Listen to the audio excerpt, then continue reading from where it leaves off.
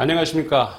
저는 세미나 진행을 맡은 가평군 복지재단 고성호입니다. 인사드리겠습니다. 2020년도는 아마 우리 역사에 기록될 한 해가 될 것 같습니다. 코로나19 이후에 사회복지 서비스는 상당히 많이 변하고 있습니다. 규모의 서비스에서 속도의 서비스로 전환되고 있는 것이지요. 속도의 서비스가 중요한 이유는 변화하는 현실에 신속하게 대응할 수 있어야 한다는 것 때문입니다.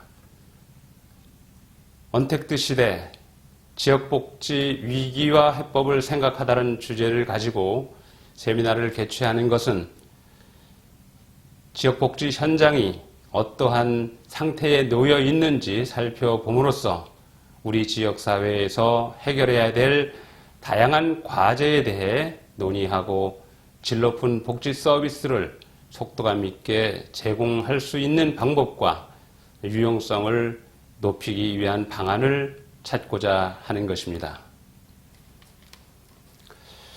그동안 세미나 준비를 위해 소중한 시간을 내어주신 양순분 장애인복지관장님, 조수동 청평노인복지관장님, 전상민 가난한 마음의 집 사무국장님, 김선자 금빛 어린이집 원장님, 김학문 설악 양지노인요양원 원장님, 그리고 이훈 가평군 지역사회보장협의체 사무국장님께 감사하다는 말씀을 드리고 싶습니다.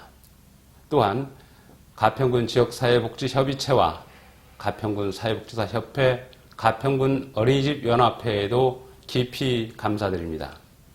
오늘 세미나는 코로나19 2.5 단계 격상에 따라 발표자의 사전 영상으로 제작되었음을 알려드립니다.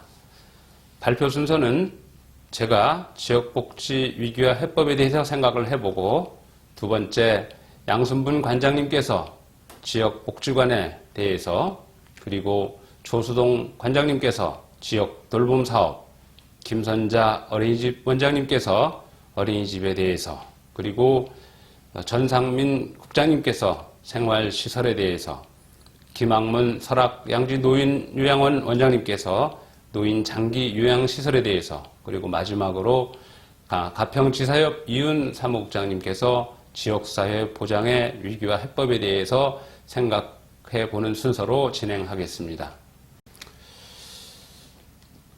그럼 첫 번째 주제인 지역복지의 위기와 해법을 생각하다라는 주제를 가지고 발표하겠습니다. 발표 순서는 코로나19 이후 지역복지 환경을 바라보다, 두 번째는 지역복지 위기를 생각하다, 세 번째 지역복지 해법에 대해서 생각해보는 순서로 시작하겠습니다. 먼저 코로나19 이후 지역복지 환경을 바라보면 코로나19 이후에 노동시장이 변화가 되었습니다. 두 번째, 맞벌이 가정 돌봄 공백이 심각했고 언택트의 일상화, 그리고 디지털 환경의 불평등이 심화됐다고 볼 수 있겠습니다. 코로나19 노동시장이 어떻게 변했느냐 하면 2020년 이후 코로나19 영향으로 노동시장이 급격히 위축되었습니다. 취업자는 감소되었고 비경제활동 인구는 급증했습니다. 또한 노동시장의 위축으로 구직급여 신청이 급등으로 이어져서 3월 수급자 수는 60만 명을 넘었고 6월 이후 70만 명을 넘어섰습니다. 고용유지 지원금 지원이 급격히 증가했습니다. 이는 노동시장 상황이 실질적으로 더 나빠졌음을 의미한다고 할 수 있습니다. 코로나19로 인한 고용 감소가 가장 큰 계층으로는 여성, 20대 이하 임시직 근로자가 주였으며 대부분 대면 서비스업에 크게 영향을 받고 있습니다. 맞벌이 가정 자녀의 돌봄 공백은 심각합니다. 취업 포털 인크루트와 바로 면접 알바앱인 알바콜은 2020년 3월 2일 코로나19에 따른 맞벌이 직장 자녀 돌봄 실태를 조사한 결과 76.5%에 달하는 맞벌이 직장인이 코로나19 이후 자녀 돌봄 공백을 경험했다고 발표했습니다. 또한 더불어민주당 장철민 의원은 초등학교 이하 자녀를 둔 부모 410명을 대상으로 온라인 설문조사를 실시한 결과 응답자의 50.5%가 자녀 돌봄 공백을 버틸 수 없어 휴업이나 퇴사를 고려 중이라고 답변했습니다. 언택트 일상화를 살펴보면 요즘 주변에서 많이 사용하겠지만 온라인으로 상호작용하는 것이 상당히 많이 증가되었고 재택근무, 온라인 수업, 원격 진로 등 비대면 서비스가 가속화되고 있는 실정입니다. 사회복지 현장도 언택트 서비스로 전환해서 지금 각 복지관이나 각 시설에서는 유튜브, 네이버 밴드, 랜선 등을 이용한 프로그램을 지속적으로 진행하고 있다고 볼 수 있겠습니다. 아울러 디지털 환경에 대한 불평등은 더욱 심각하다고 볼 수 있습니다. 사회 경제적 격차에 따른 디지털 활용 기계화와 정보 격차 불평등 심화, 노인, 장애인, 저소득층의 디지털 활용 취약계층의 정보 사각지대가 노출되고 있으며 디지털 환경 접근성, 활용도 저하는 사회 경제적 소외를 더욱 심화시키고 있습니다. 아울러 온라인 원격 교육 활성화로 인하여 교육 서비스 불평등은 더욱 심화되고 있다고 볼 수가 있겠습니다. 두 번째 지역복지 위기에 대한 요인들을 한번 살펴보겠습니다. 먼저 취약계층 감염이 우려가 되고 집단 돌봄시설 감염 확산이 상존한다는 것, 사회복지시설 종사자가 안전에 위협을 받고 있다는 것, 그리고 비대면 복지 인프라 구축이 미비하다는 것, 돌봄 서비스 공백이 발생한다는 점, 취약계층의 일자리 상실에 따른 생계 위협이 발생한다는 점, 그리고 복지 사각지대가 증가하고 있다는 겁니다. 먼저 취약계층 감염 우려의 측면에서 살펴보면 감염병은 모든 집단에게 영향을 미치지만 특히 노인 등 취약계층에게 미치는 피해가 상당히 큽니다. 우리나라 2020년 1월 20일 코로나19 첫 환자가 보고된 이후에 전체 치명률이 1.67%인 반면 80세 이상 노인에 대한 치명률이 19.45%로 상당히 높음을 알 수 있습니다. 두 번째는 집단 돌봄시설 감염 확산이 언제든지 존재한다는 것입니다. 생활시설들 집단 돌봄의 특성으로 인해 개인 감염 시 전파력이 상당히 높습니다. 최근 김제시 가나안 요양원 관련 누적 확진자 수를 살펴보면 71명으로 입소자가 41명, 종사자가 24명 등 그 집단적 감염이 얼마나 심각한지를 알 수 있겠습니다. 그리고 세 번째, 사회복지시설 종사자가 안전에 위협을 받고 있다는 것이죠. 아동, 노인, 장애인 등과 직접 대면하여 돌봄 서비스를 제공하는 돌봄 노동자들의 감염 위협이 노출되고 있습니다. 또 감염 매체가 될지도 모른다는 불안감에 쌓이고 있는 것이죠. 종사자들은 감염 위험 우려로 친목도모라든지 종교활동, 외부활동 등 개인 생활이 철저하게 제한되고 있습니다. 또한 이로 인한 스트레스가 장기화되고 있습니다. 종사자들은 코로나 확진으로 인한 낙인 두려움은 확진 자체에 대한 두려움보다 높은 수준으로 나타나고 있습니다. 전반적으로 감염 책임을 환자 개인으로 돌리는 사회적 경향에 있다고 볼 수가 있겠습니다. 네 번째, 비대면 복지 인프라 구축이 미비하다는 것입니다. 비대면 방식이 서비스 제공에 익숙하지 않아 프로그램 진행에 어려움을 느끼고 있고 취약계층의 디지털 장비 미보유, 통신비 부담 등 인터넷 소외계층이 많이 발생하고 있습니다. 디지털 역량 격차에 따른 사회적 취약계층의 삶의 질도 하락하고 있습니다. 2020년 10월 16일 통계청에 따르면 지난해 기준 일반 국민 대비 취약계층인 장애인, 저소득층, 농어민, 고령층의 디지털 정보화 종합 수준은 평균 69.9%로 집계됐습니다.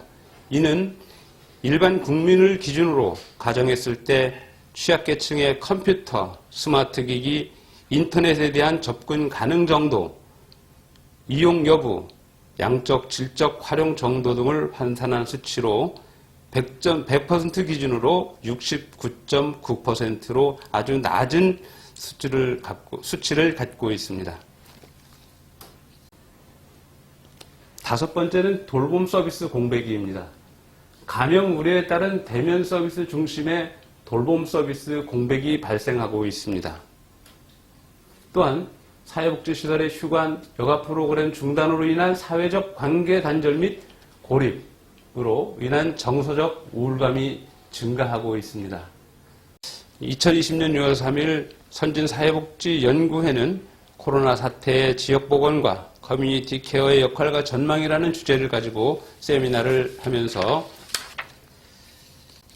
코로나19로 어르신의 일상생활에 변화가 많게 혹은 적게 있다고 응답한 고령자는 64.2%를 차지해서 3분의 2 정도는 변화가 생긴 것으로 확인이 됐습니다.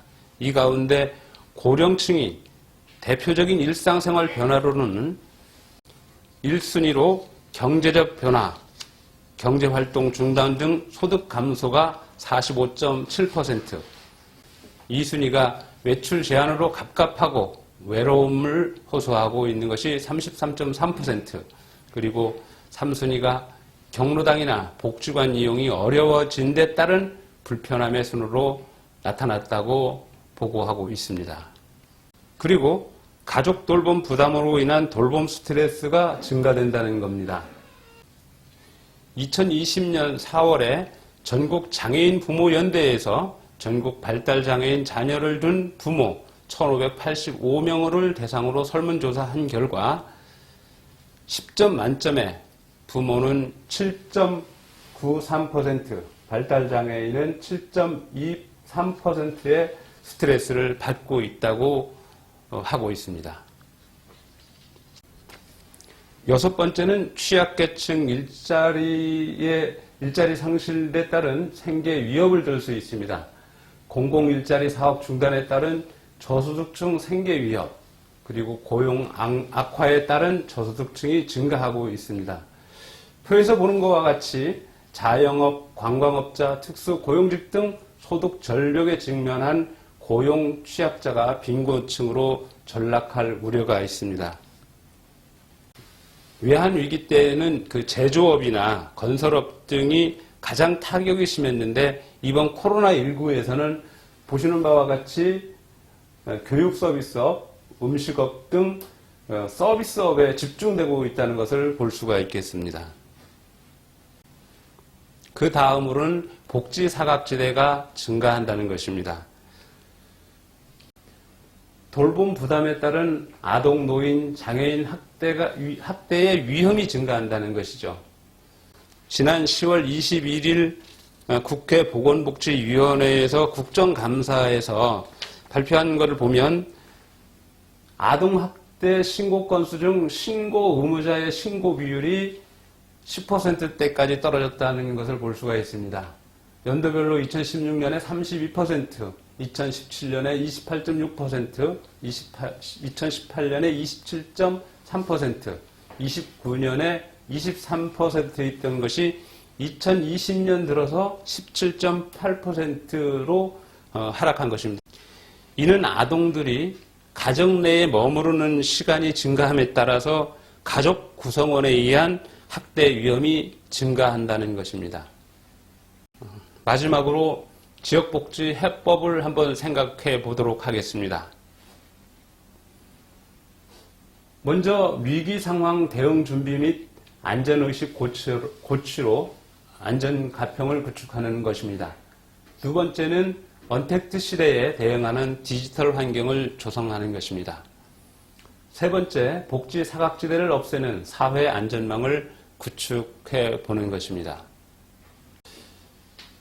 먼저 위기 상황 대응 준비 및 안전의식 고취로 안전 가평을 구축하는 방안으로는 사회복지시설 방역관리 강화, 소독 및 방역 물품을 지원한다거나 외부 전문 방역업체 전담 관리를 배치한다거나 지자체 차원에서 정기 모니터링하는 것을 들 수 있겠습니다. 또한 집단 돌봄시설 비대면 면회 시스템도 구축해 볼 수가 있겠습니다. SNS를 활용해서 종사자와 보호자가 상시 소통 창구를 마련하고 또한 별도의 면회 공간을 마련해서 비접촉 면회를 확대하는 방안입니다. 장기적으로는 돌봄 대상자 밀집도 완화를 위한 시설의 규모를 축소하는 것도 고려해 볼 필요가 있습니다. 그리고 무료급식 서비스 시설 및 종사자 안전기준을 점검하는 것입니다.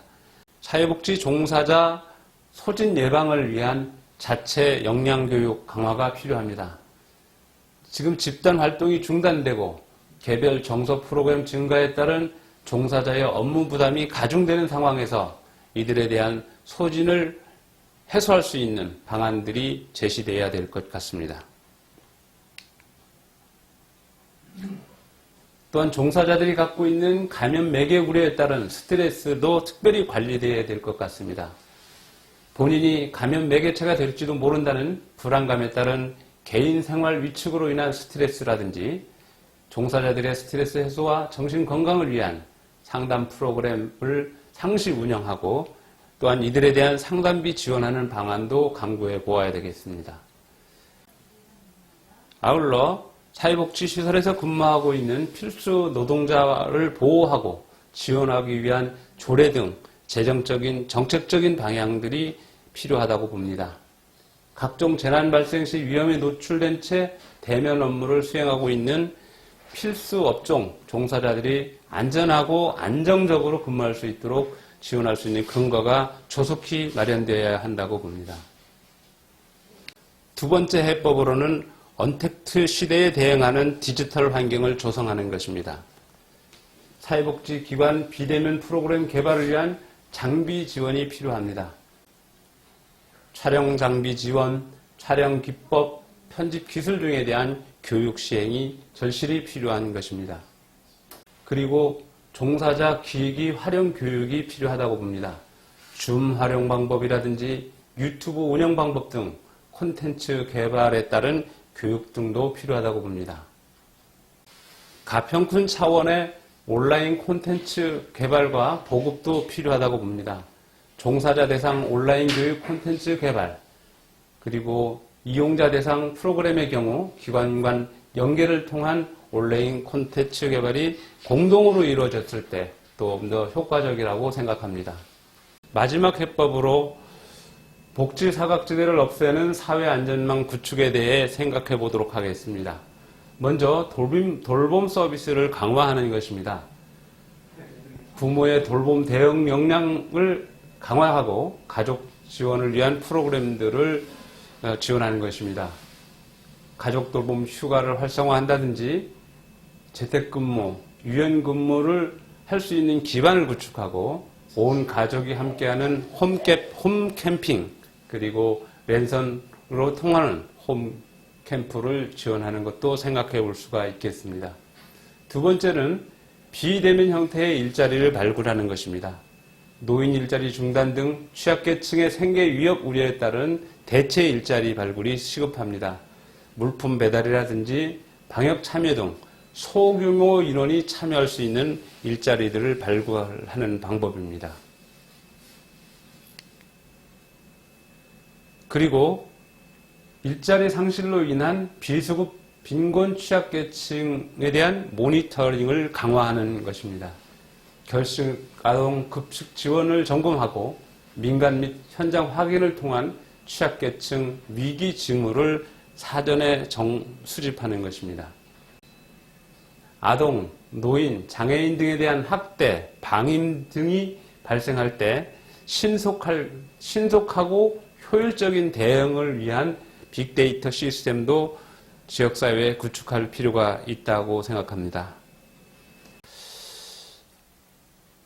발표에 앞서 말씀드렸지만 언택트 시대에 지역복지의 위기와 해법을 생각하다는 주제를 가지고 세미나를 개최하는 것은 가평군 복지 현장이 어떠한 상태에 놓여 있는지를 살펴봄으로써 우리 지역사회에서 해결해야 될 다양한 과제에 대해 논의하고 또 이로써 질 높은 복지 서비스를 속도감 있게 제공할 수 있는 방법과 효율성을 높이기 위한 것입니다.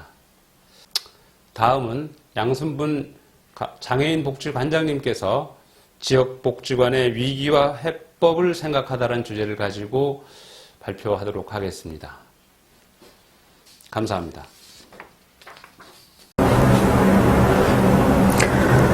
안녕하세요. 언택트 시대 지역사회복지관의 위기와 해법을 발표하게 된 장애인복지관장 양순분입니다. 코로나로 시작해서 코로나로 끝나는 2020년이 저물어갑니다. 이렇게 오래 갈 것이라고 사실 누구도 예상하지 못했고 또 아무도 경험하지 못했던 코로나19로 인한 팬데믹은 국가정책과 사회 시스템 그리고 개인의 일상에까지 많은 변화를 가져왔습니다.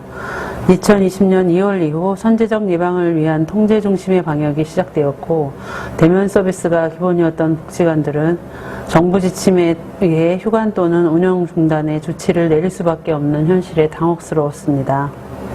휴관, 운영 중단, 많은 분들이 직원분들도 다 쉬고 있는 줄 알고 있는데 정말 복지관들은 말처럼 문을 닫았을까요? 그렇지 않았습니다. 또 그럴 수 없었습니다. 사회적 거리두기와 마스크가 일상화되는 동안 사회복지 현장은 이용자들이 서비스를 계속 받으실 수 있도록 가능한 자원을 동원해서 비대면 서비스를 진행해야만 했습니다. 준비 없이 닥친 언택트 시대였기에 여러 가지 제약과 어려움이 있었지만 비대면이라는 생소한 방법으로 서비스를 전달하여 새로운 영역을 개발하고 다양한 가능성을 찾기도 하는 의미 있는 시간이 되기도 했습니다. 1년도 안 되는 짧은 시간 안에 또 어쩌면 돌이킬 수 없을지도 모르게 변해버린 생활 환경과 비대면 문화는 새로운 필요와 욕구를 만들어내고 있습니다. 변화된 사회 환경에 취약할 수밖에 없는 복지 대상자들에게 지역사회 복지관들은 어떤 역할을 해야 하는지 고민합니다. 언제 끝날지도 모르고 또 끝난다 해도 언제든 다시 일어날 수 있는 이런 상황에 이런 사회적 위험 상황에 지역사회 복지관들은 무엇을 준비해야 되고 어떻게 변화돼야 되는지 한번 짚어보도록 하겠습니다.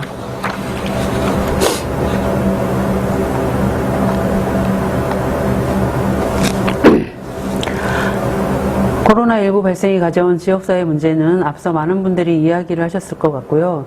여러 가지 문제 중 지역사회 복지관의 기능과 역할에 가장 밀접하게 관계된 문제는 사회적 돌봄 기능 축소와 취약계층의 물리적 고립에서 오는 경제적 또 심리정서적 문제라고 생각합니다. 경로당을 비롯한 사회복지기관의 운영 중단으로 고립된 노인과 또 장애인들의 가족 내 부양부담 증가, 이로 인한 경제활동의 어려움은 2차적인 지역 문제를 가져올 수 있는 위험 요인이 되고 있습니다.